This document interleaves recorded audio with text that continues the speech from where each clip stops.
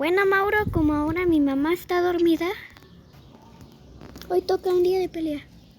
Dijo que tu hija no estaba muerta, que nada más la mintió para hacer una falsa muerte fúnebre.